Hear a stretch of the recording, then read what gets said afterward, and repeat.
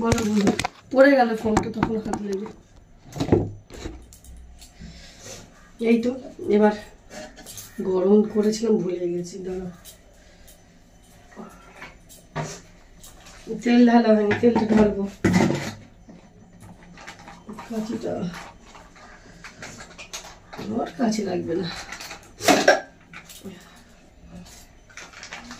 আমার ভালো লাগছে না, যেন মনে হচ্ছে একটু শুয়ে বসে গেছি। আরে বাপরে বাপ, রান্নাঘরটা আমার এখন মিলে আছে, ওই জন্য তোমাদের সাথে শেয়ার করছি না। দেখে বলে, বৌদি কি করছো তুমি? রান্নাঘর এখন পরিষ্কার আমি করি, পরিষ্কার হয়, আবার ছোট তো একটু ঘেটে যায়। অত তো গুছিয়ে গুছিয়ে রান্না করা কারোরই পক্ষে সম্ভব না, আমার পক্ষে তো আরও সম্ভব না। কেন আমি এই রান্না করতে করতে 3বার বাজারে গেছি, বুঝতে পারছো? একবার ড্রেস চেঞ্জ করছি, বাইরে যাব, কুর্তি পরছি, প্লাস আবার এসে আবার ড্রেস চেঞ্জ করে আবার ঘরের কাজ।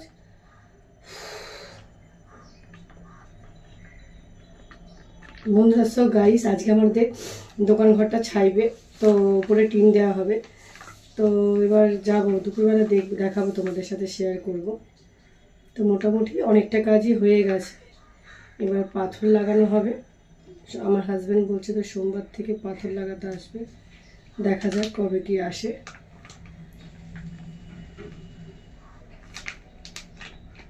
তোমাদের সাথে দোকান ঘরটা আমি শেয়ার করবো বন্ধুরা।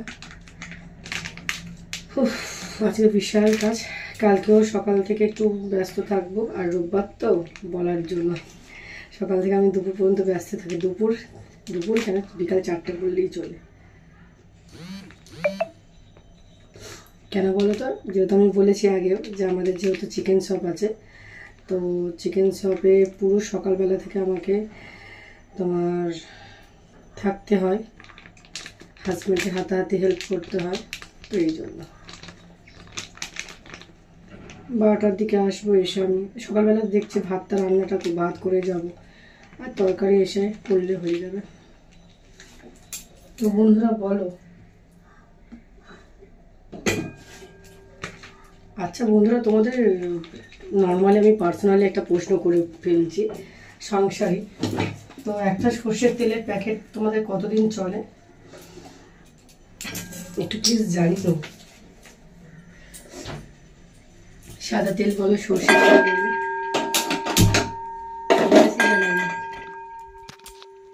তো বন্ধুরা চলো টাটা, আবার নেক্সট ভিডিওতে আসছি, যখন তো একটু তরকারিটা গুছিয়ে নিই, গুছিয়ে নিলে আসছি। Tata, by.